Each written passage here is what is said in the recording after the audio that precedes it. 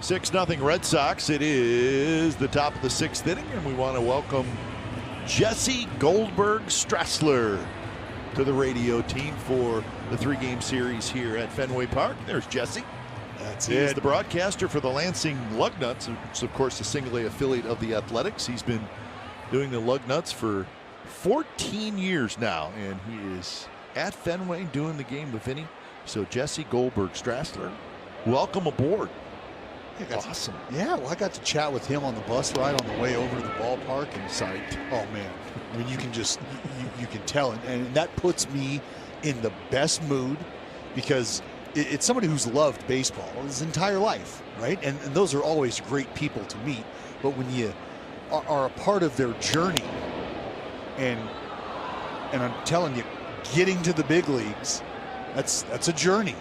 So when you get here and you experience everything it has to offer, right? Big league city, big league travel, big league hotel, big league ballpark, you're excited. And man, the twinkle in his eye. Beck takes his lead. He has stolen 11 bases this year. He's looking into the sun as he takes his lead.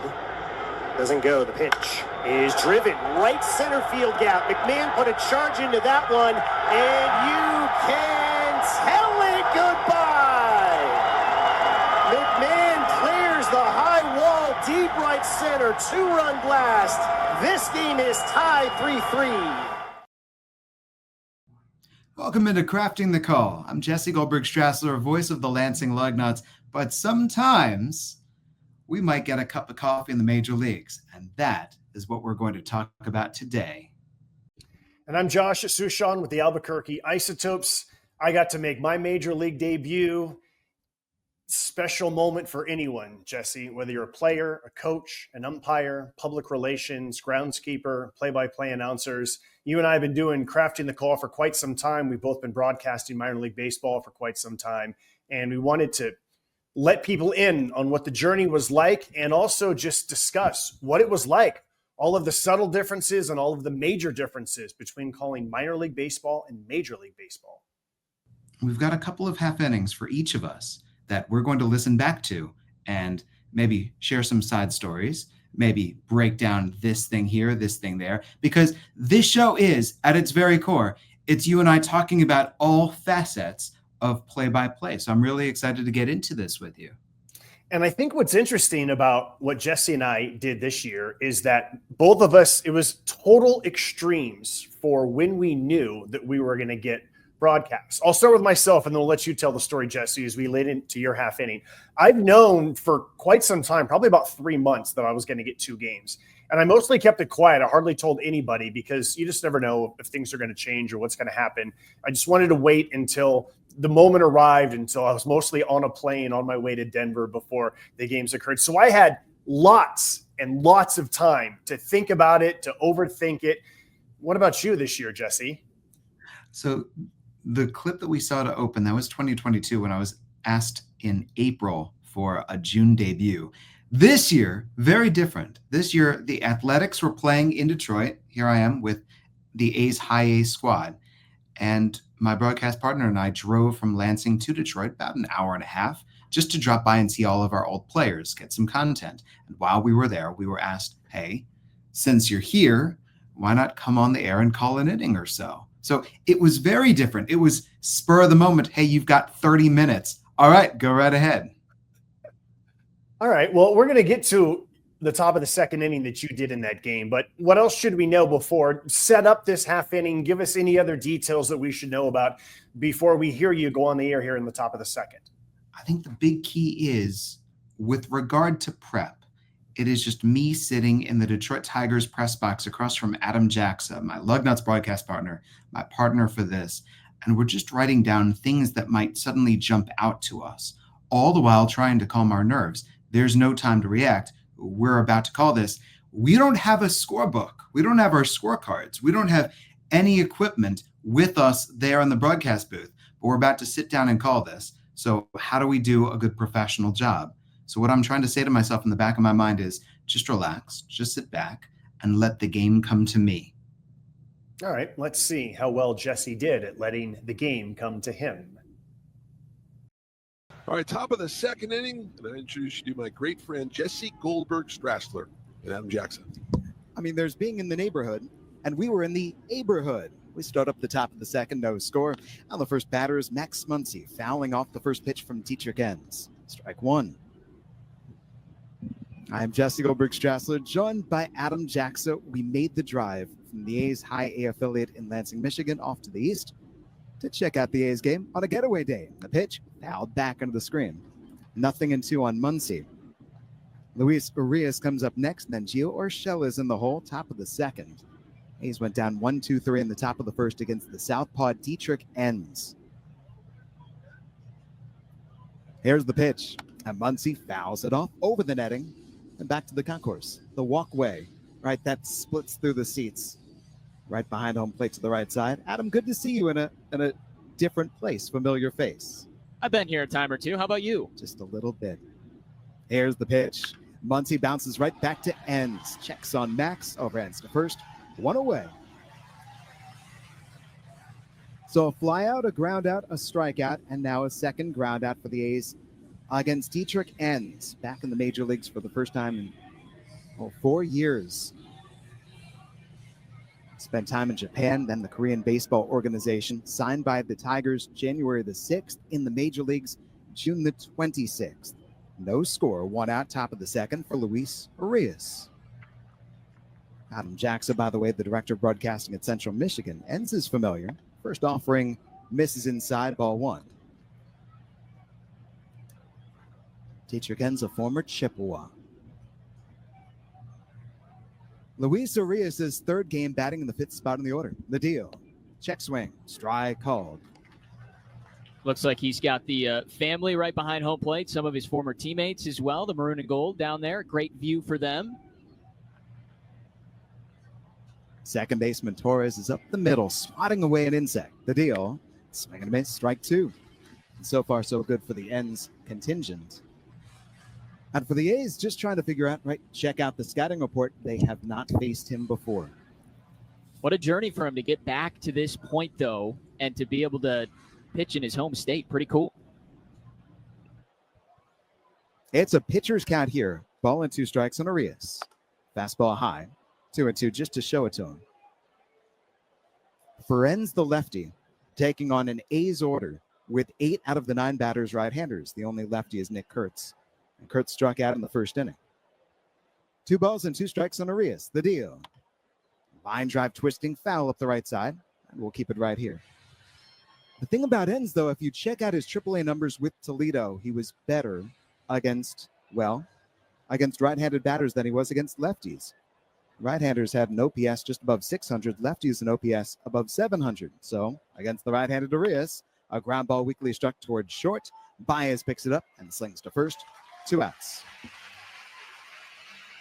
All right, Jesse, I'm playing DJ here, and I'm going to pause. There's a couple quick things that I want to get to. First of all, I love different verbs. Swatting away an insect and a line drive that is twisting foul. Both of those I really enjoyed. When I listened to your voice, the first thing that came to mind is I can tell that you're smiling. Even though I can't see you, I could tell that you were smiling. And I also just felt you sounded calm. Tell me how you and Adam felt compared to how you sounded. So I was not calm. I'm nervous. I've got to talk myself through the nervousness. But something that calling a major league game has that is very different from, let's say, the Midwest League. The higher up you are, the more removed you are, the easier it becomes and the more relaxed you are because everything down there looks easier. The pitches look easier. The pace is easier. When a fly ball is hit, when a ground ball is hit, that looks easier. Some of the toughest calls I've ever had, Josh, have been those places where they put me right behind home plate. And so the pitch crushed, and then I realized that it's a ground ball to shortstop. But the pitch is arriving with violence, the batter's swinging with violence, and so I am seeing hard contact. Same thing with anything in the air. I'm ready to jump out of my seat. Being up there relaxed me. This is a foul. This is a ground ball to shortstop. So that helped settle me in. This photo that we're looking at as we listen to you and Adam, did you take this photo? I mean, it's a spectacular photo. Give us the perspective of how high you were in reality compared to what we are seeing in this photo. No, credit Adam Jackson for taking that shot. However, at Comerica Park, it is a wonderful vantage point to call a baseball game. You're right behind the plate. You're elevated at just the right amount. And the video board, if you look out there, you have the full starting lineup, but you also have the defensive alignment. And as each pitch comes in, it immediately registers what the pitch is: fastball, curve, slider, changeup, what have you. So whereas I'm so used to here in the minor leagues, when the pitch comes in, I've got a monitor I can look at to try to gauge spin rate, velocity. What did I see? Let me take a guess at what that pitch is. If the ball is hit to right field and I quickly need to refresh myself, who's the right fielder? All right, let's go down to the scorecard, then back up again.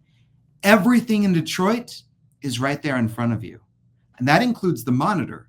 If ever I want to call a pitch off the monitor, they set a monitor in front of the broadcast booth, right above the field. So I can look up and I can look down, check the pitch. It is the broadcaster's ideal. Interesting. Okay, I'm going to compare and contrast that when we get to my inning, but let's get back to yours here. Gio Urshela tries his luck next. Scoreless in the top of the second. Little muggy, but it's a beautiful day for baseball today. Well, you know what? 88 degrees for first pitch. And you could work up a good sweat just standing outside. But there were worries about rain here. Hello, by the way. 2 outs with the bases empty. A's look for Quick their first timeout, base. Josh. Video. Urshela takes the ball high. Four-seam fastball. Yes. You want to know why I said hello right there? Yes, that's what I was writing down. Who did you say hello to? They put Adam and I on the television for the A's folks watching back in California. This is the Athletics TV network. I am looking at my monitor as I'm looking to and from, and I suddenly see, oh, this is where they put Adam and I on. And I've remembered back in 2022, when they put me on, I had no clue. I'm locked in. I'm writing. I'm not paying any attention. And Vince Cotroneo gets my attention and lets me know that I'm on TV, and it's too late. But now I'm ready for it. I know they're going to put us on. And so the second that they do, I'm able to flash up and I love you to my family. I'm able to get Adam's attention. I'm able to smile and wave. Yeah, that is me reacting to being on television. I love it. I'm so glad that you told me to pause because I was writing down, who's he saying hello to? Did some random by person the way. walk by? All right. I love that's a signal to Adam. Hey, we're on TV right now. I know that you're going to want to screenshot this. Give a good facial expression. Mm-hmm. All right. Well done. Bravo. Well, right now for ends is 93 miles an hour.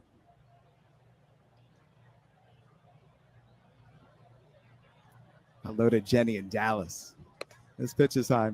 Checking in. And because here we are, it's Detroit.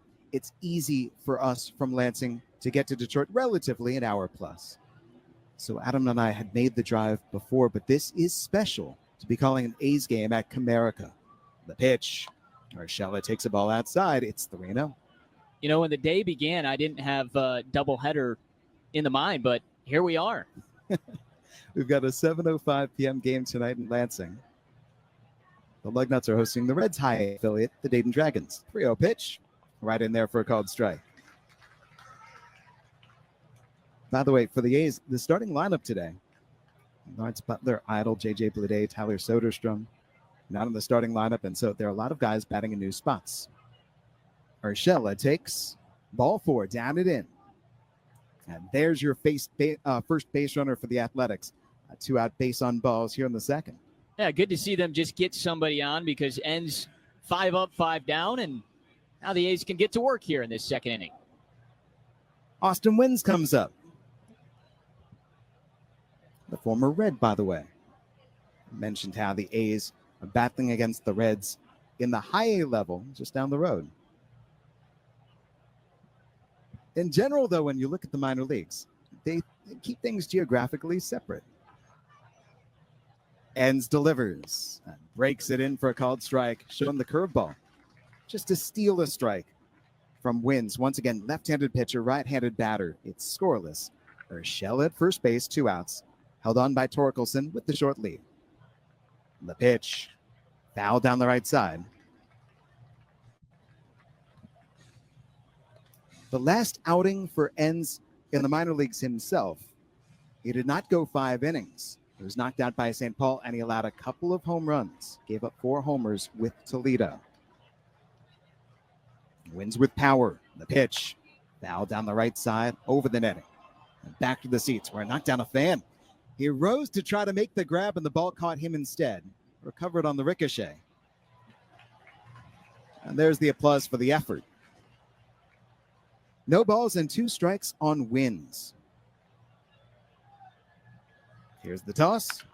Ground ball sizzling towards short. Handled by Baez. Flips to second. Force at Urshela. Side retired in the top of the second inning.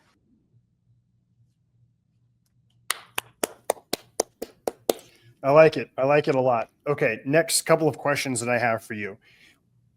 When did you guys leave Comerica to get back to your game at 7:05? Probably about the 4th or the 5th inning. Okay. So you and Adam did what? The 2nd and 3rd innings? Yes. Okay.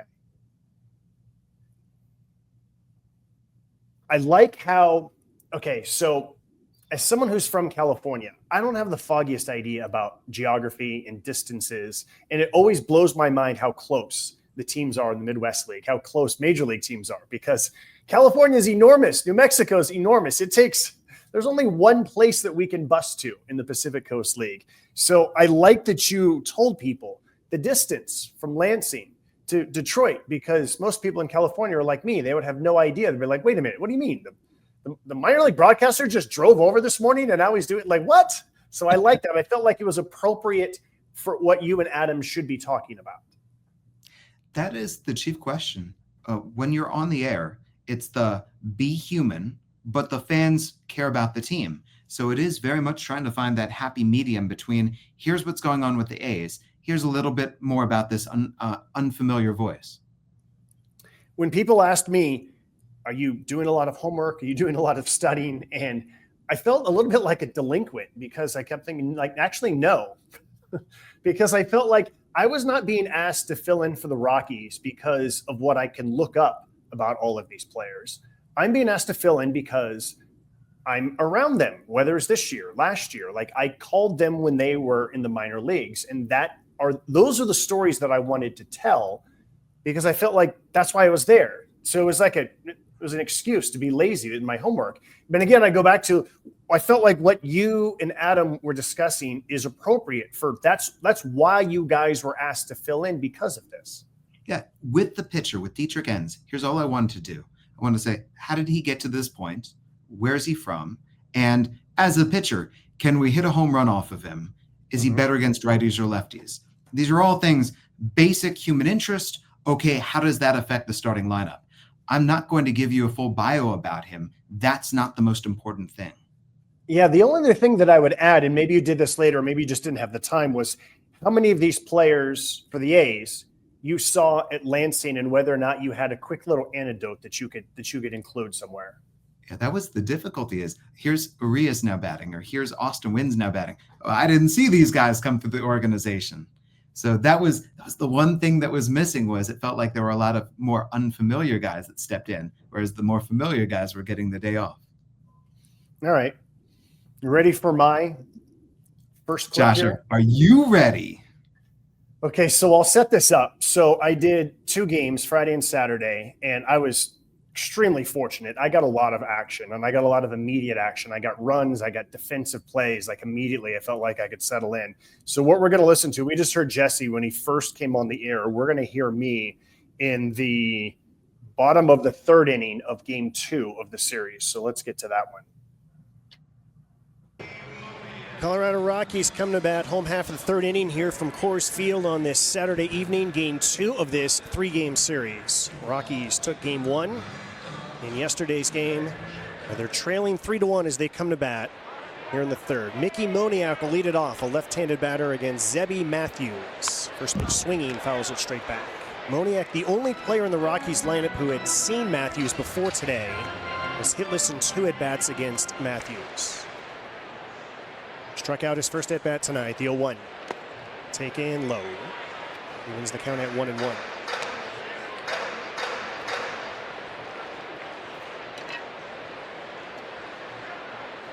Matthews, a compact delivery. The pitch is fouled straight back.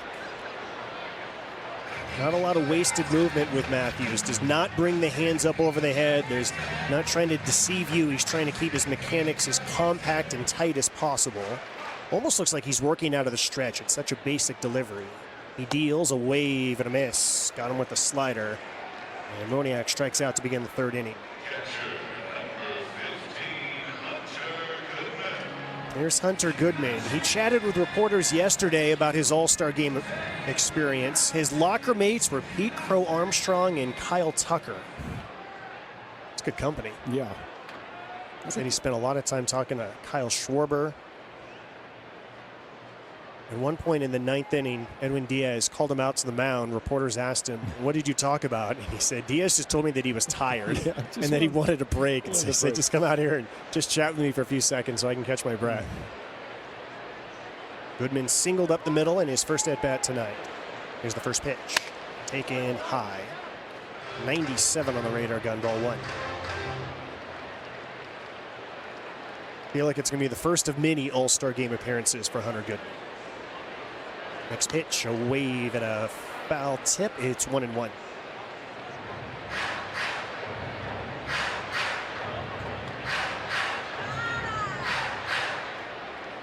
Sun once again is shining. It's just behind the pitcher's mound. Next pitch is taken high. 2 balls and 1 strike to count on Goodman. I remember seeing Goodman at AAA where he was at first base, where he was in right field, where he was in left field, and I know he played some in the major leagues at those positions as well. The 2-1 is a swing and a miss. But based on what Warren has told you and other reporters, he's going to catch and occasionally play DH going forward. That's it, and that was decided during spring training, we were told, and I think it's really paid off. Hunter Goodman says the same thing, Josh. He says, "Hey, I know I'm going to play one position defensively that really kind of limits my thinking too much." The 2-2 pitch is hit high in the air. Left center field. Tracking it is Buxton and Bader. It's the deepest part of the ballpark, and Buxton juggles and hangs onto it. He kept it up against his chest as he fell down onto the ground, shows it to the umpire. A long, fabulous running catch by the former Gold Glover Byron Buxton. Wow, what a play. He's been doing this his whole career. Yeah, he snow-coned that ball, and somehow I think it popped out of his glove, and he barehanded the thing. It pops out, and then it hits his thigh, and he grabs it barehanded. Oh, my goodness. The concentration as he was falling down, just stupendous. There's Jordan back, dribbles one up the third base line. It's fair for now. It's still fair, and it's going to be an infield single. Jeffers picked it up, and I'm surprised he did because by that point, Beck was almost all the way to first base. It's an infield single. Me too, Josh. I think he lets that ball go. It started to take that left turn. It may not have gone foul, but you got nothing to lose. You're not going to make that play anyway. That ball looked like it was going to end up foul, and he picked it up. Rocky's got a big break there. Go ahead, Jesse. All right, let's pause right here. Let's take a deep breath. Take us behind the scenes so far of this half inning. So the main thing that stood out to me about the two games is just how amazing Coors Field sounds. So Jesse Thomas is the audio engineer, and he's incredible. That whenever I would hear the on-deck hitter slam the donut down, and you would hear that, the times that I would say, here's the pitch, it's in the dirt, and you hear the dirt moving. Like I would get just chills just listening to that. And I know that I wanted to go. There's a couple of things that I thought about going into the two games. One was I always work solo. So I'm not like you where I work with Adam or anybody. I always work solo. So I wanted to make sure that I was able to establish rapport with Jerry Schimmel, who, by the way, was so welcoming and awesome to work with. That's the other voice you hear. I wanted to try to develop some rapport with Jerry, and I wanted to really, really let it breathe. We get good crowds in Albuquerque, but a great crowd for us is 13 to 15,000. That's a small crowd in Denver. And so I consciously did not write down as many notes in my scorebook and around me because I wanted to let it breathe. There are a couple of questions that I have for you. First, do you always let it breathe for the PA announcer to announce the next batter? it depends. It depends on how overpowering that PA announcer is. Sometimes, as you know, Jesse, I'm looking up right here because I'm in Salt Lake Bees ballpark in Utah. Sometimes those speakers are pointed right at you. And so sometimes you kind of have to because it's so overpowering. And in this case, I love the voice of the PA announcer at Coors Field. And so if I sensed that he was about to say something, I just thought, let me pull back on the brakes here. You do something here that is, it's contrary to the way that I go about things, and I love it. In general, I let the game breathe in between batters, or in between batters is when I can reset and give the score. Here comes the next batter. And then as the batter settles in, then I can launch into an anecdote. I love Hunter Goodman's coming up, and you go right into the All-Star Game anecdote, and then you let the at-bat breathe. Is this something that you do often? The short answer is probably not as often as I should or I would like to. And I think the longer that I've gone at AAA, one of my good friends who's known me since I did college radio, who has listened to me for a long time and is not in the media, he told me that he feels like I let it breathe more than I did in the past. And he asked if I did it on purpose. And I said, I think I'm doing it more on purpose just because of just being comfortable in my own skin. Sometimes I feel like you have to force the energy because of the crowds in minor league baseball. And I just know that the bigger the crowd and the longer that I'm doing it, I just feel more confident in where I can pause in order to set things up. It's such a cool technique, I would call it, to say, here's the next batter. Let me give you something cool. Let me give you something you didn't know. Here's the story from Atlanta. Now, here's the at-bat.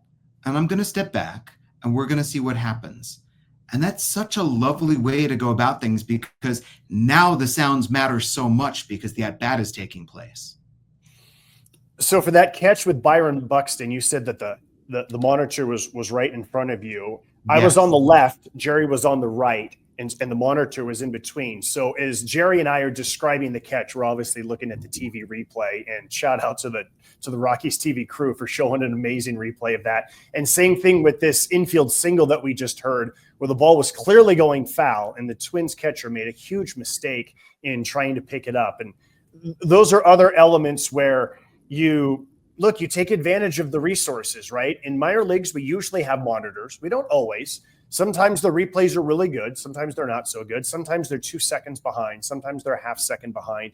You just never know exactly what you're gonna get, and you don't know how much you can really trust what you're gonna always see. And that's another thing that stood out, is that I knew that no matter where I looked, I was gonna get help, and it just goes to show.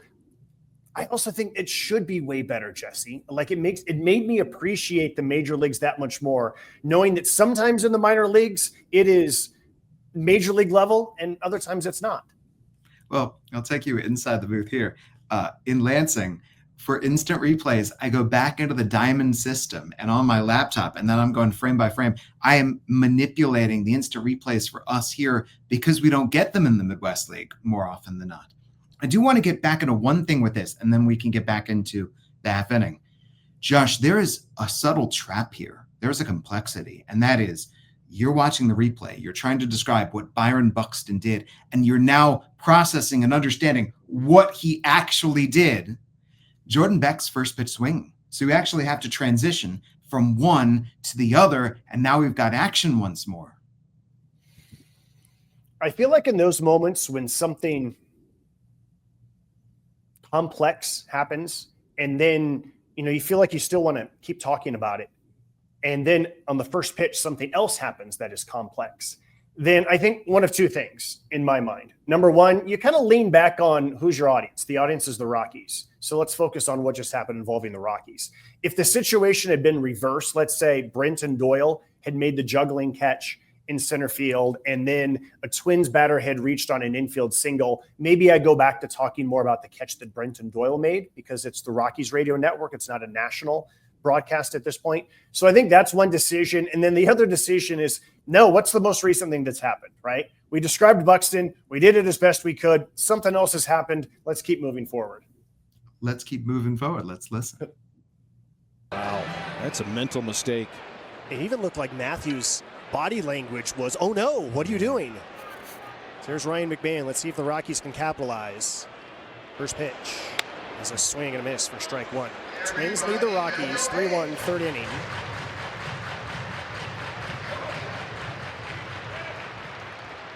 McMahon, a strikeout victim, his first at bat. Wide stance as always. 0-1 pitch. Taken high. It's 1-1.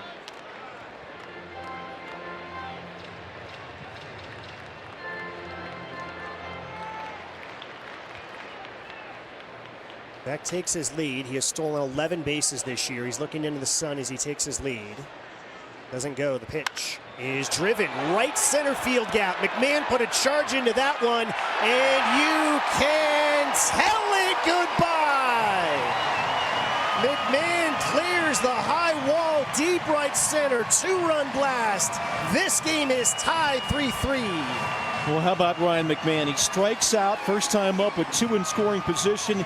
Here the Rockies catch that big break by a bad decision by Jeffers, and they take advantage of it. The next man, McMahon, cranks it into the Minnesota bullpen.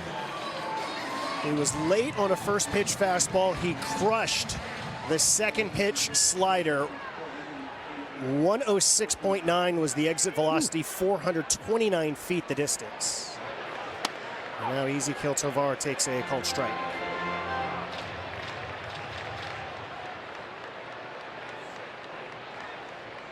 Back to the windup, the 0-1. That's a liner into center field. Buxton doesn't have to move too much. He's there to make the catch, and the side is retired. But the Rockies scored 2 runs, 2 hits, no errors, and nobody left. We head to the 4th inning. Tie game, Minnesota, Colorado, 3 apiece on the KOA Rockies Radio Network. I'm so glad that we did our home run call episode to let me know what your home run call means to you. And then it means so much more to me to hear it on the grand stage. For people who don't know, who missed the episode, go back and watch it. The phrase, "you can tell it goodbye," is something that Lon Simmons, that was his home run call. Most of the Bay Area broadcasters that I grew up listening to did not have a home run call. Lon Simmons was one of them. And I've tried, the first time that I did Lon's call, it was a tribute to him after he passed. And then I did it a couple of other times, and some people around the ballpark said that they really liked it. And then my coworker, Rebecca, she was making this end of the year video, and she used it for one of the clips. And then she went up to me one day and she said, "Do you realize how many times I've heard you say you can tell it goodbye" as I'm editing that video? And the more people that said it, the more they liked it. And so I don't use it all the time, but I want to use it in big moments. And definitely that was a nod to Lon that I for sure had it in my mind. I didn't want to script out too many things, but as long as it was appropriate, I wanted my first home run call to be a nod to Lon Simmons. It's beautiful. And my favorite subtle thing about it is the way that you go back. You have the memory, which I would argue big moments is easier for a broadcaster to lose their short-term memory. You have the memory to set up. Here's the pitch sequence that led to this. The other thing that I was conscious of doing as well. So my friend Kevin Collins, he was the Isotopes public relations official. Now he works for the Rockies. And he gave me a good little tip about how there's certain times in the game when it's really hard for the first baseman to see the ball. And they actually told me about how Ryan McMahon would frequently one-hop throws from third base to first base to try to help out his first baseman. And so I was watching McMahon. The Rockies dugout is on the first base side at Coors Field, and there was one particular moment in the game that McMahon did not go straight to third base. He went to first base to look at where the sun was so that he knew what his first baseman was going to be looking into when he came to third. So that was in my mind as McMahon was at the plate, and then I saw Jordan Beck taking his lead, looking into the sun. That's where that little anecdote came from, which just goes to show that all of these conversations that we have with people, whether it's players, coaches, media relations officials, these little tips that I wanted to pick up and understand about Coors Field to help me set the picture for the radio audience. There were 2 deep drives there in that half inning. How well did you read both of them off the bat? Something that I was concerned about during batting practice, I was watching batting practice from where I was going to call the game. And I was just trying to just do rapid fire play-by-play of just getting a feel for the drives, and because it's much higher in Denver than it is in Albuquerque. And I know the ball's going to carry, but it carries in Albuquerque. So just getting used to it, I did not want to say popped up and then it goes to the warning track. I didn't want to get caught one way or the other. So I felt like I was doing an okay job of immediately recognizing it, but I also wanted basically just to hold back and use what the outfielders were doing as my cheat code to describe what was happening. That's strong. You got, in that half inning, you had a lot of fun things to call. Yeah. And you snuck in a great anecdote. Yeah. So again, I was so fortunate, just so fortunate. All right, so let's get to another inning in which you did play-by-play. Before we do this, explain how you and Adam alternated in your half innings. Okay, so we're told we're going to call an inning. And already, we're beside ourselves. This is amazing. I'm going to call the top of the second. Adam's going to call the bottom of the second. So we finish calling the second inning. And we turn around to hand our headsets back, and they say, call another inning.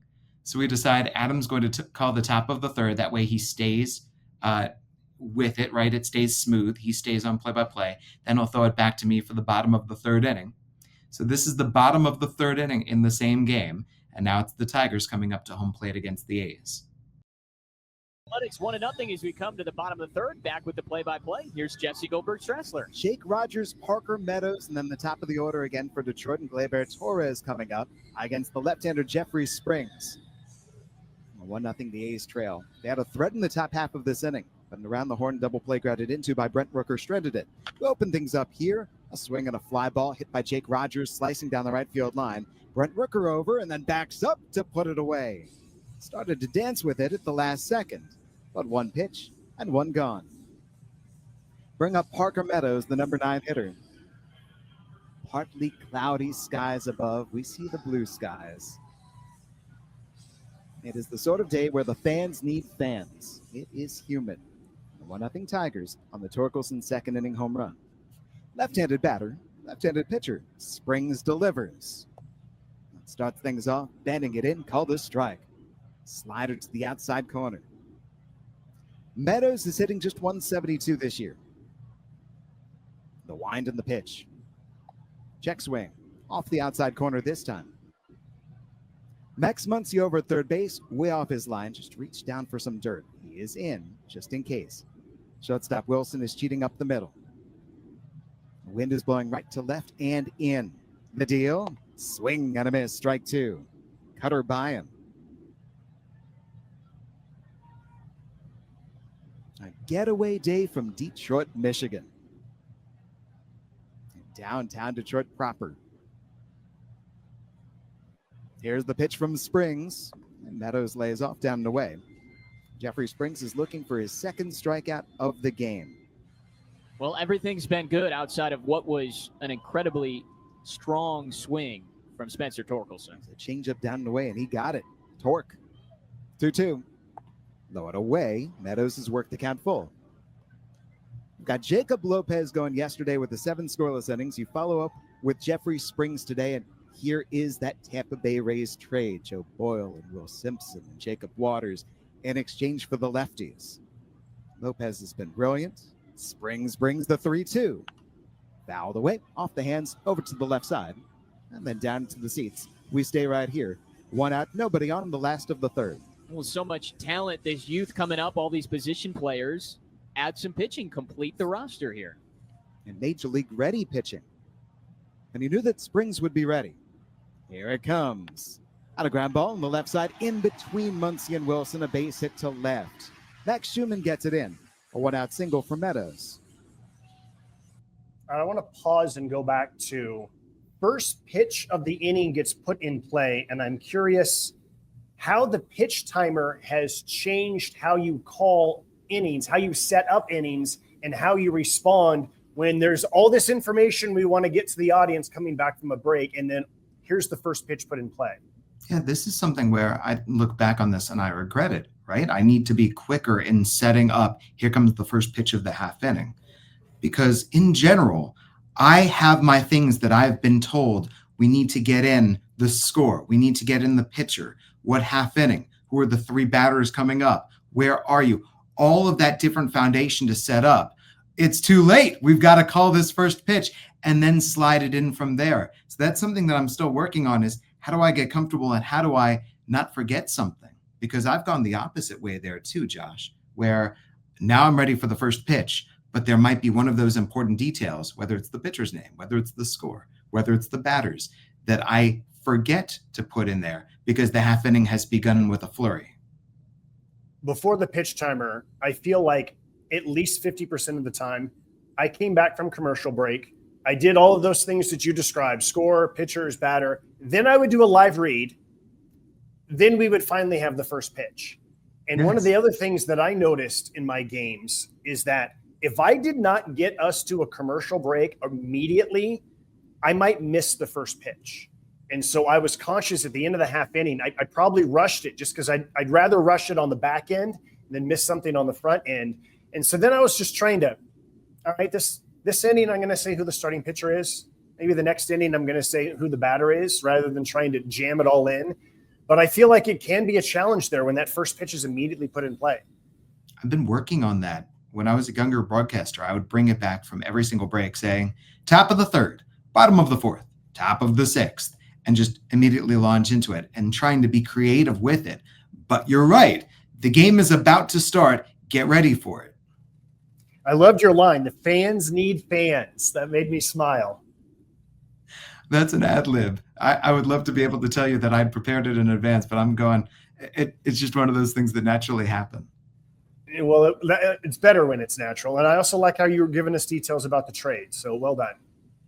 Thank you. All right, let's get back to it. He just served it neatly in between the left side of the infield. Jesse, how happy are the Tigers to get him back? Missed the first couple of months, and finally here in June, Meadows returns. Big boost to their offense. They've been all right without him. Yeah, I think so. Fortifying things. 50 wins already this year. 1-0 Tigers. They turned it over. Gleyber Torres, batter number 1 in the order, 0 for 1. Grounded out to third his first time. Short lead at first for Meadows. The pitch up and in.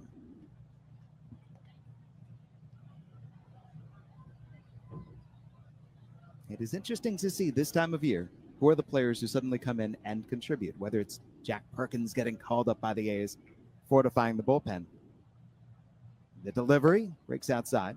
Off speed, 2 balls, no strikes on Torres. Today, seeing the debut for the Tigers starter, the southpaw Dietrich Enns, who was signed out of the KBO, who had been out of the major leagues for 4 years, and suddenly here's one of the best teams in baseball going, well, we need him to start this game. Springs deals the 2-0. Lifted foul off the right side. And this is where you never know who can be that player who brings that life to the ball club next.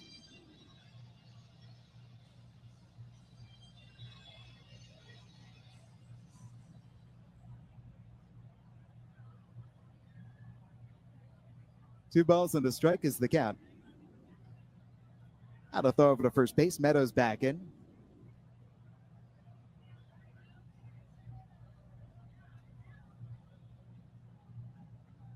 The Athletics coming off the victory yesterday. Rubber match here today. Beat the Tigers, win this series, and then head to New York next before Tampa Bay is the final leg. 1-0 Detroit right now. The 2-1. Fouled back. Count is level. Ricocheting off the aisleway, then right back out of the crowd.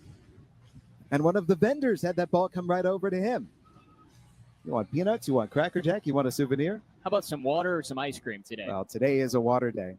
Could I interest you in lemonade? Oh, yeah. Meadows, that 2.5-step lead thereabouts. Resets with Urshela holding him on. Springs is 2-2. Down and in. Missed with the fastball, and the count fills up on Torres.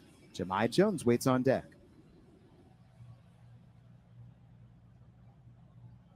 In center field, Denzel Clark starts to walk in a little bit, then backs up a touch, just pacing around, looking for the good jump in case his services are needed.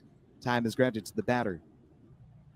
The way that Clark ended the bottom of the second inning, Javier Baez pushed him all the way back to the wall, but as you said, Adam, in the end, the catch mundane by his standards. Trying to win another electric play of the week. I mean, there's more coming. You know that. Payoff pitches due. Gleyber Torres waits. Here it is. He takes outside. And it's ball 4. And 2 straight have reached after the leadoff flyout. Well, in this park, Jesse, they've brought the dimensions in a little bit. It's always been a pitcher-friendly park, but used to be 420 out there to dead center. So it's still a long way, but there's a little bit more of a reprieve for the batters now. Try not to break their confidence when they think that they hit one hard, and it turns into an out. And then you wonder, how are the pitchers doing, right?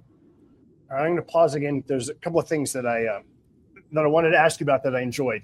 When it comes to describing a foul ball that goes into a stands and who ends up with it, just give me your thoughts on when and how often you like to get into those details, because I enjoyed this tidbit that a vendor got the ball and what you might be able to get from this vendor. It's so funny, Josh, the things with us that come from things that we didn't do. So I used to give up on fouls. I was fouled away, and I never used to watch them. And what would happen is, because I'd give up on it, I'd hear the crowd react, and I go, boy, if I was a listener, I'd want to know what they were reacting to. I need to start following foul balls and really see what happens with them. And so I've started trying to make a habit of that. Fouled into the stands. Let's just see if something curious happens. Let's see if something fun. Let's see if the crowd is interested in the result of this foul, the same way that I would be as a fan. So that's where that habit has started from. And now I really do try to follow those fouls. And as long as it's not interrupting another conversation I'm having, it's another way to bring the listener right inside the ballpark. That's good. I like that. And I like how you said that it's not interrupting what you and your partner might have been discussing. I feel like there's certain ballparks you can see better where the ball is going and what happens for it. I feel like on the days in which there's hardly anybody in the stands, and especially if maybe a foul ball goes into an empty section, doing like mini play-by-play of the scramble of the kids running to get the ball can be fun. I feel like the bigger the crowd is, the harder it is to even notice these things. But I also think it still comes back to journalistically. Right now, it's the 3rd inning. It's a good time to talk about a foul ball that goes into the stands and the vendor picks it up. If it's the 8th inning and the game is tied and every pitch could decide it, I don't care about foul balls. Just tell me what's next, bro. Yeah, I'm relaxing at this point. You can feel me. Let's talk about this. And these teams are adding their guys. Let's see what's going on out there in center field. Let's see what's happening in the stands right now. It's the bottom of the 3rd inning. We've got time to discuss things. Yeah, I just, the vibe that I get listening to you and Adam here is that, okay, you didn't know when the morning woke up that you're going to be doing a game. You both have had a half inning. Now, this is what Adam and Jesse do on a regular basis. This is just any other game for them now. We're just calling baseball. And you can see, if you look at this picture, this is the screenshot. This is the two of us on television that Adam made sure to take that shot and our reaction to it. Is this from when you said, oh, hello earlier? Yes, this is from the hello there. Yeah. Okay. All right. Let's get back to your inning. Well, Jahmai Jones popped out to short his first time. First and second for the Tigers, one away. Last of the 3rd inning, leading 1-0. Ground ball hit down toward 3rd and underneath the backhand of Muncy. That ball's down the line. Windmill from Meadows. He comes around to score. Here's Gleyber Torres on his heels. Schumann's throw in. It's late. It trickles into the catcher. 2-run score. Jahmai Jones is into second, and the Tigers lead 3-0. Well, you can see that was kind of an awkward, tough hop over there. Backhand pick effort, and it just skipped right over the glove of Max Muncy and down the line. We talked about him earlier, the natural shortstop. And I think he'd tell you that he'd want to get that on the backhand. And we've seen him make so many great plays, but that one just got through. Still growing as a third baseman, making the transition, but he's still an excellent infielder.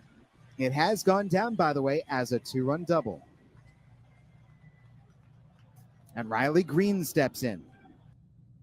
That's a lesson learned from the minor leagues, that not to anticipate what the official scorer is going to call it. So you can hear me say, it goes through him on the backhand, but at no point did I say error or hit until we had been told. So the whole way, there's a runner at second, and you could just hear me wading through omission double, and now we can give it to you. Now, Chris went over it earlier that Riley Green is one of the hottest hitters in the major leagues. Lefty to lefty. He swings and misses. Strike one. Slider to start him. But Riley Green, over the course of his last 15 games, hitting .414. Outstanding work.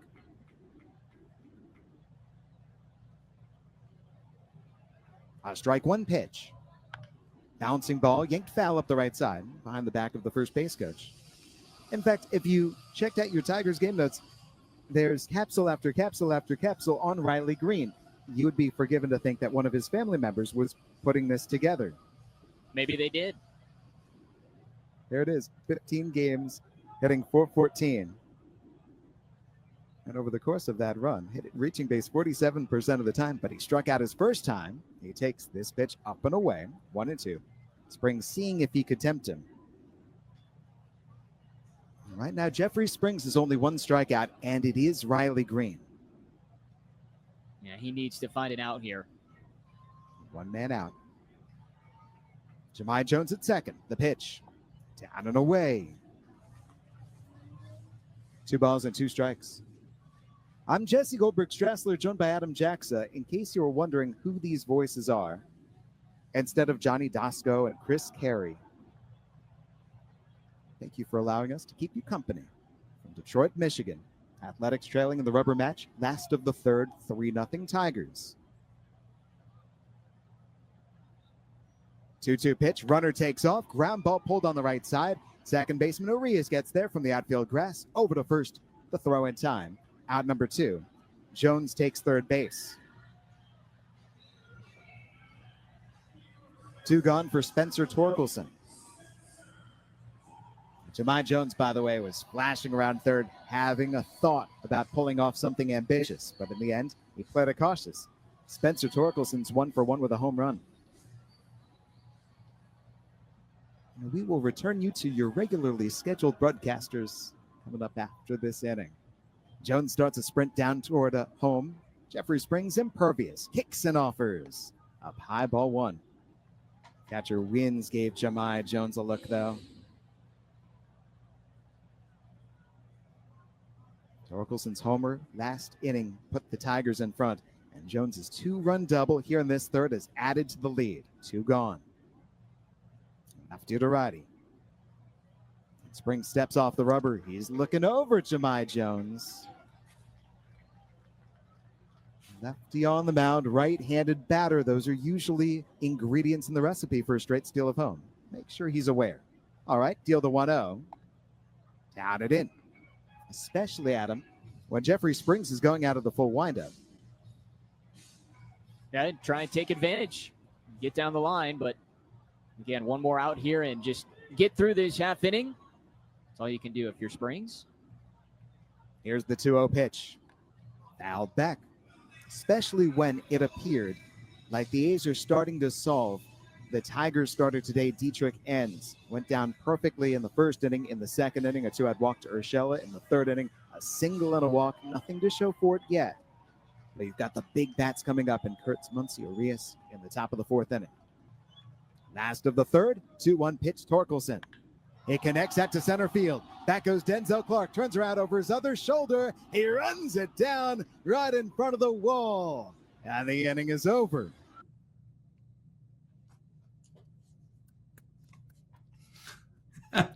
There's so many phrases that I wrote down because I enjoyed them. Served it neatly, pacing around in the outfield, trickles into the catcher, yanked foul.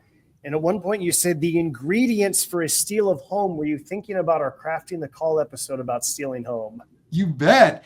This show has helped me just in preparing me for different things. I also I thought it was an appropriate reset.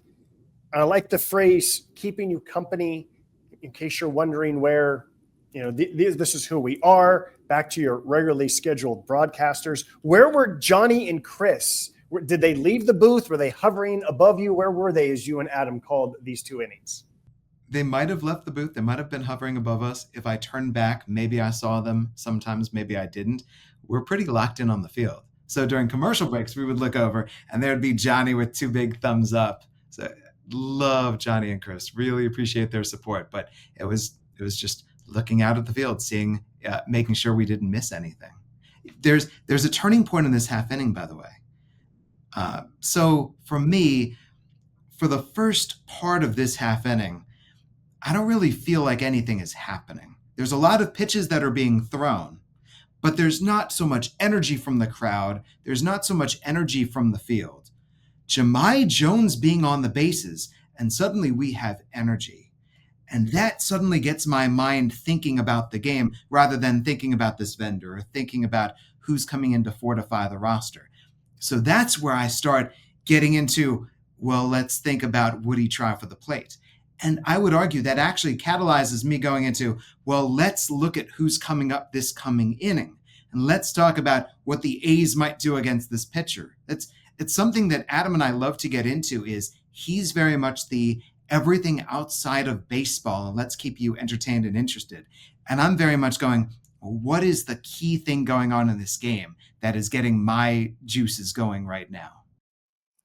As a broadcaster, I love the guys who create havoc on the bases for that exact reason, because especially when you work solo, it can be difficult to completely lock in mentally for 2.5, 3.5 hours, however long the game goes. But when you have a guy who is a threat to bunt, when he gets on, he's always looking to run.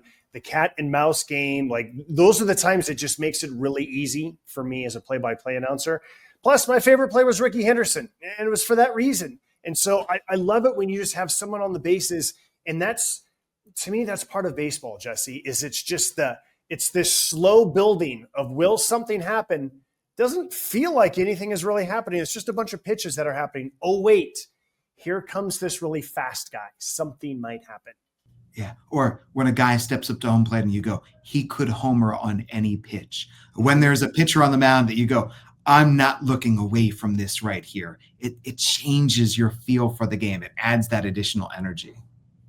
Anything else, big picture, from these 2 innings from your game in Detroit that you would like to add? I do think that one of the final takeaways that I have is how much easier it is when you're removed. That's a deep drive to center field that I am tracing the entire way, and I'm watching the center fielder and I'm watching the ball all at once. And so I feel like I give it the appropriate amount without leading you over the fence, right? I'm leading that ball right into the center fielder's glove. And that's something that I think, and I would argue, is easier in the major leagues with certain outfielders and certain outfields. And just to go back to your call on the Byron Buxton play, you have a superlative defensive center fielder, and you say in that call, deepest part of the outfield. There's something to be said about that in the major leagues where you are watching the flight of the ball, you're watching the outfielder, and so a home run might mean more because you got to get it out. There's a guy out there who's going to track down everything. There was some point in my 2 games where Harrison Bader was going back for a ball in left center field, and watching the replay, it occurred to me, just reading the body language of Harrison Bader, that he was probably thinking, where's the wall? The wall should be coming up soon. How come the wall isn't there yet? Where's the wall? Where's the wall? And he still had not gotten to the wall. And I think that when you're in Denver, when you're in Albuquerque, these enormous gaps that are out there, even the most seasoned, experienced outfielders, and especially an interleague game, you're just not used to how big those outfield gaps are. No. And because we have the vantage point that we have more of an idea of the expanse. Mm-hmm. All right, let's listen to your next half inning. Pitching change here in the bottom of the 6th. On comes Minnesota righty Justin Topa. Comes in with a record of 1-3 with an ERA of 3.72, making his 36th appearance. Rockies lead it 6-3 over the Twins. Bottom of the 6th inning, Brenton Doyle will lead it off. Topa out of the stretch from the letters. First pitch is a little inside. Topa pitched in yesterday's game, a scoreless 7th inning. Tolia had a 1-out double against him. He was stranded at second. And the 1-0 pitch is fouled straight back. Last time that Topa pitched back-to-back games, you have to go back to June 19th and the 20th. And the second time, Jerry, in that back-to-back, he gave up 5 runs in 1/3 of an inning. Some relievers can do that, others can't. Let's see what he looks like tonight against the Rockies. And the 1-1 pitch. There's a low line drive, base hit left field, well over the head of Correa. And so Doyle's got his second hit of the game. Rockies Radio Network is powered by Chevron Colorado, the human energy company committed to our local communities and safely delivering affordable, reliable, ever cleaner energy. I'm going to pause it right there, Jesse, because a couple of things. Number one, the first voice that we heard coming out of the commercial break is Jesse Thomas, the executive producer. He'll sometimes jump in and let us know who is warming up in the bullpen. He also will often take it at the start of an inning when there's a pitching change, but also gets in the live read. It's something I'm not familiar with, but I actually really enjoyed it because I think that a couple of different voices, I think that adds to the broadcast.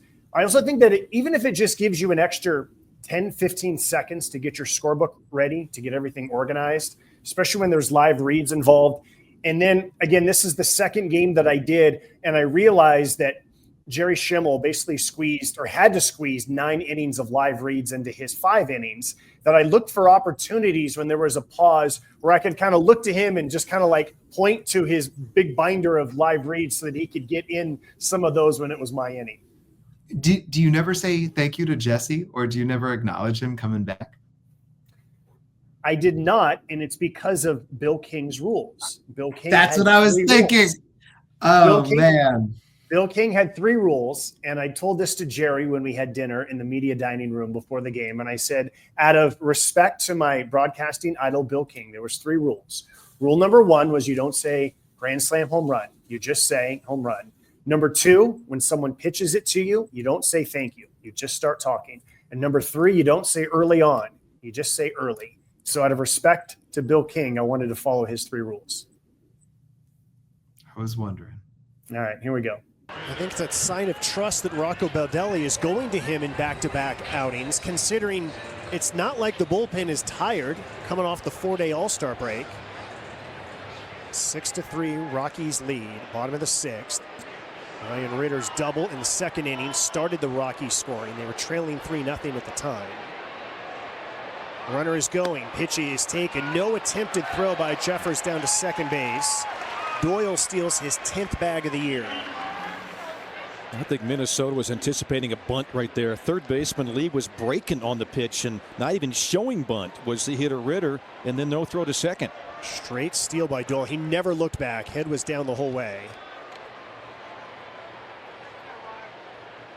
Here's the pitch. Now he shows bunt. It's right in front of the plate. Jeffers will toss to first base, and that advances Doyle to third. Great bunt. Didn't get that bunt down in last night's game, and Morgan Schaefer wasn't happy about that, but he got the job done there. What you want to do is just put that ball out in front of the plate as best you can and get that play to first base. Now Rocco Baldelli is out. That might have hit his finger, or it came extremely close to hitting his finger. He grimaced as if that pitch hit his finger on the bat. We'll have to keep an eye on Ritter in the dugout and whether or not he returns. It looks like he's talking. He's got a painful expression on his face, but none of the trainers are looking at him. It looked like he was gripping the bat and got hit on the fingers while gripping the bat with that top hand, so that'd be the right hand for Ritter. And I don't think that's a reviewable play, so Rocco Baldelli just has a conversation with the home plate umpire, Junior Valentine, but he's not going to get anywhere. I just saw Ritter get a little fist bump from Warren Schaefer in the dugout. And we talked about it before the game and a couple of times during. All the Rockies players were out practicing their bunting very early, 2:30 this afternoon. Infield's in, runner at third, 1 out. Tyler Freeman, the batter. And the first pitch is hit in the air left field. Back goes Bader, still going back, and that ball is off the wall. Easily scoring is Doyle, and Tyler Freeman stops at second. He's got yet another double. He's extended the Rockies' lead to 7-3. Almost had a home run there. Got a great swing, just trying to get that ball to the outfield. The wind is not blowing. Josh mentioned that earlier. Wind is not blowing at all, so he hit that ball very well. Ends up off the fence to knock in a run. He went down to get it, down and in. Just to become a great hitter this year, Tyler Freeman, just hitting the ball where it's pitched. Freeman had 2 doubles yesterday, another one just now. Mickey Moniak steps in. He's 1 for 3. First pitch is taken high for ball one.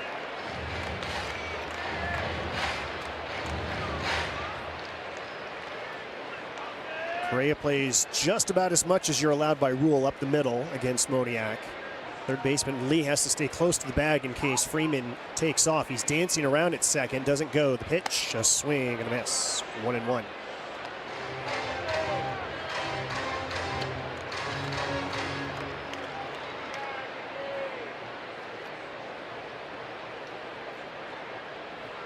Topa checks the runner at second, pauses at the letters. Takes his time, clocks down to 2, delivers home. The pitch is fouled off to the left and out of play.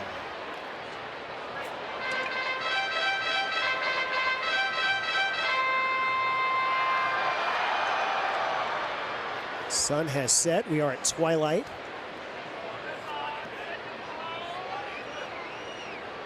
Freeman continues to take his lead and move around, try to get in the head of Topa. Now the pitch. There's a liner into center field. That's down for a base hit. And he's going to get held at third, Freeman, as Buxton's throw comes all the way home. Still holding at first base is Moniak. And the Rockies have runners at the corners. I think a good decision there, Andy Gonzalez, third base coach. Although it's a fast runner coming from second base, he had to wait to see if that ball was going to be caught by Buxton. Just had to wait long enough, and that hesitation, I think, held him at third base, I should say, and a great decision. Tyler Freeman, I'm sure, agrees with it. I think that's also the reputation of Byron Buxton, right? Yes. He can do it all, and he's been doing it for a long time. And especially with one out, and now a visit from the pitching coach for the Twins. Gives a chance to look at the hottest hitters in Major League Baseball, presented by High Altitude Hot Tubs. Visit highaltitudehottubs.com today to save up to $3,000 off every hot tub during the High Altitude Summer Sale. How about Miami outfielder Kyle Stowers? He is 9 coming into play tonight. 9 for his last 12 with 5 home runs and 11 RBIs. So 9 hits, 5 of those are homers, and 12 at-bats, 11 RBIs. Hottest hitters brought to you by Altitude Hot Tubs. Check him out at altitudehottubs.com. And he's one of the guys that Hunter Goodman said that he was hanging out with and talking with. He said a couple of first-time guys don't really know anybody, so we ended up talking a lot at the All-Star game. All right. I'm going to pause it there again, Jesse. The quantity of live reads, I thought that I had a lot of live reads. My goodness, the quantity of live reads that Jesse had, that Jerry had, I'm confusing all the J's here, that Jerry had was something. And so I was consciously thinking about how I can, find time for him to get in all these live reads. You're Jay yourself. Yeah. Something I really appreciate is it is very easy to not integrate the live read into the broadcast.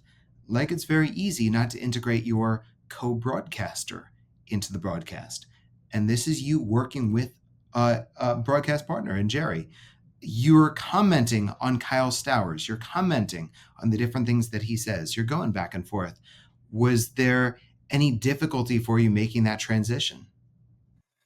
Not really, because Jerry was so great, and I was definitely thinking, what can I say? How can I do this?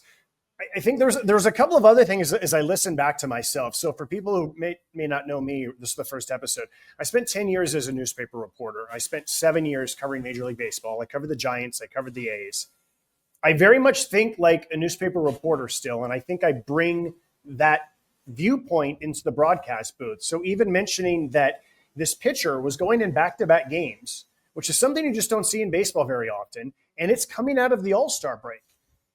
Rocco Baldelli had lots and lots of options for who he could have used, but it was a signal to how much he trusts him. But as we're hearing, he didn't pitch very well. And then the other thing, 2:30 in the afternoon, the entire team is out there practicing their bunting together.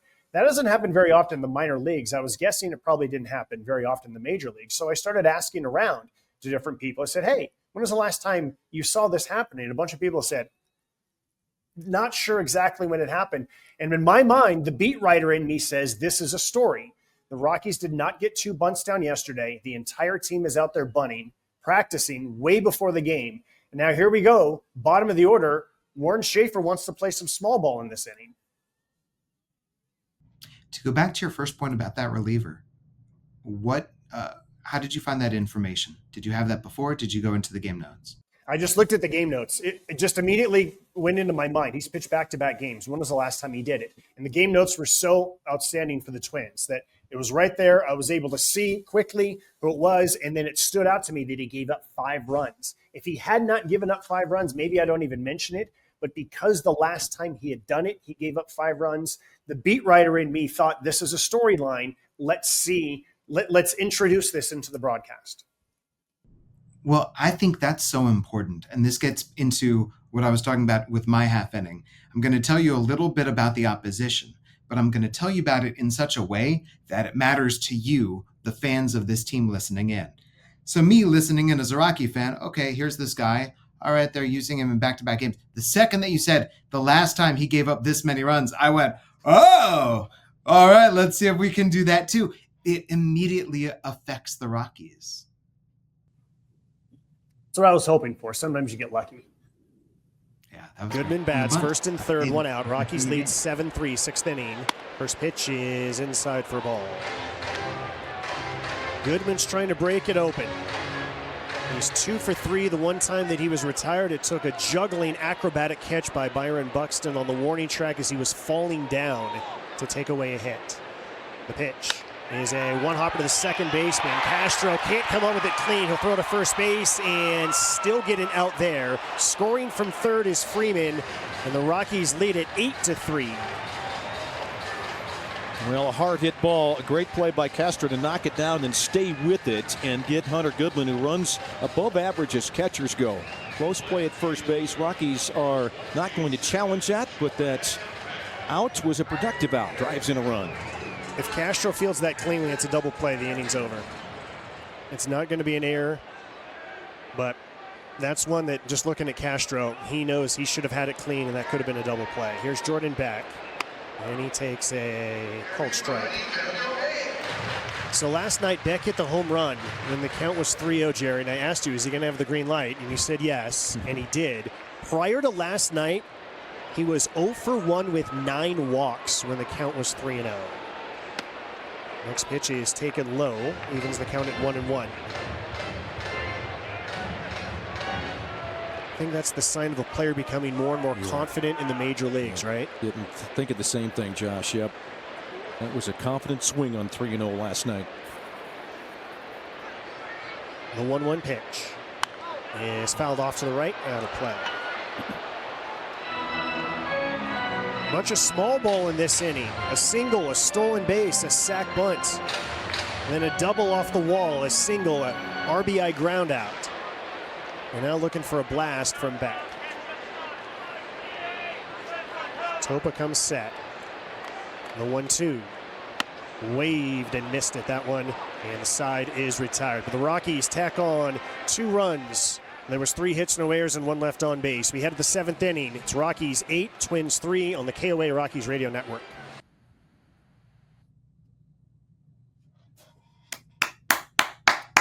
Let's go.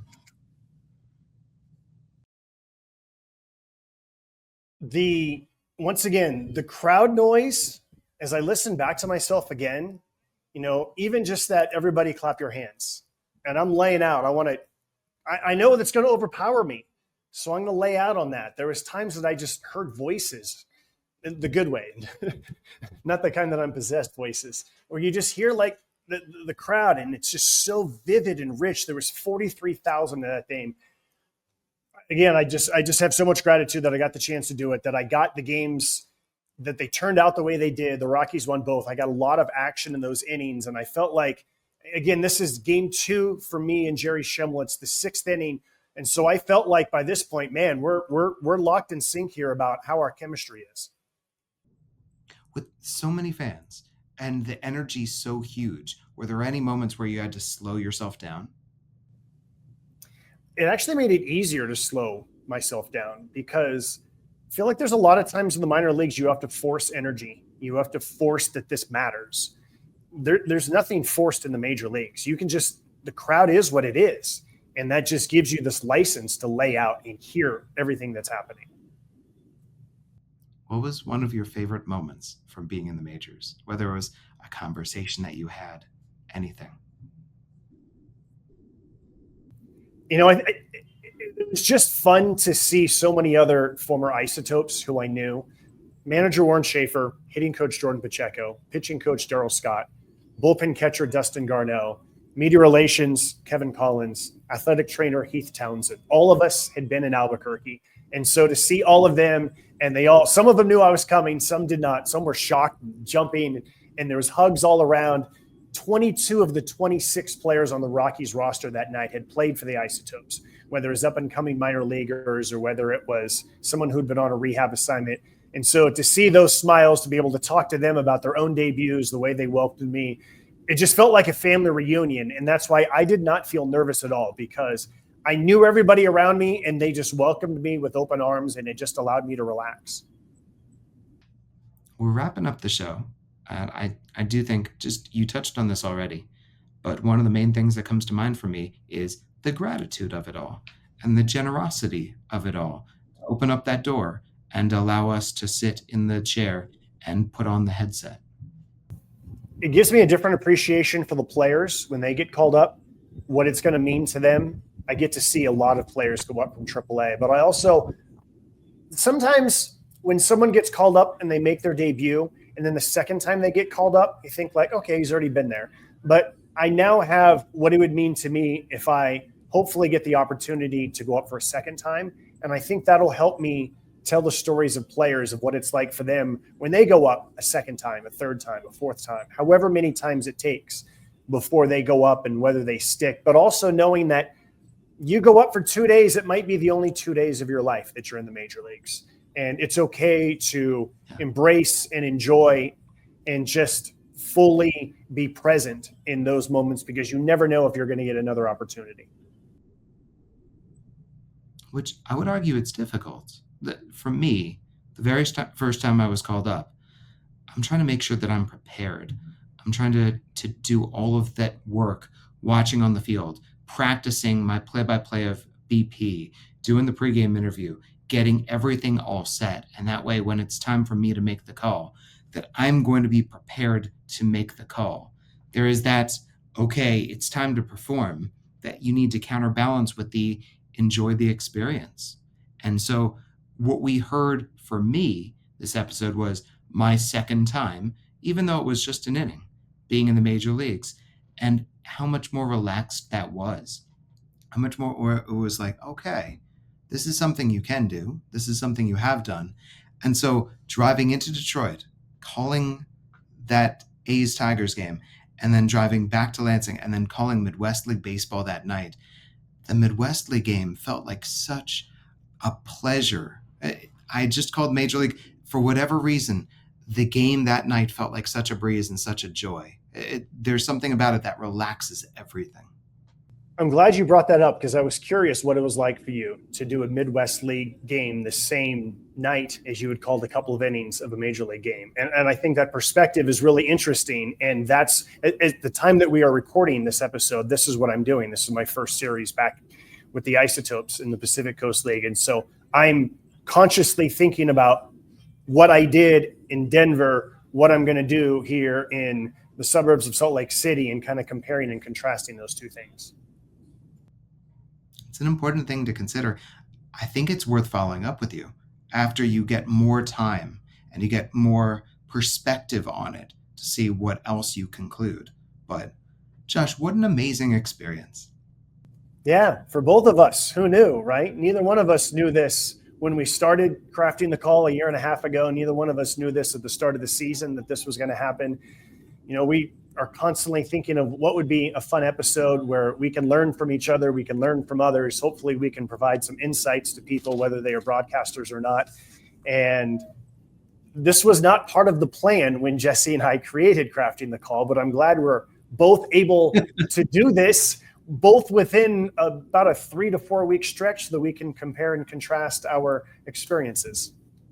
Well, hang on. This was 50% the plan, because we did plan that we would critique each of our half innings, that we would listen to our half innings and go, okay, so here's something I like. Here's something you can work on.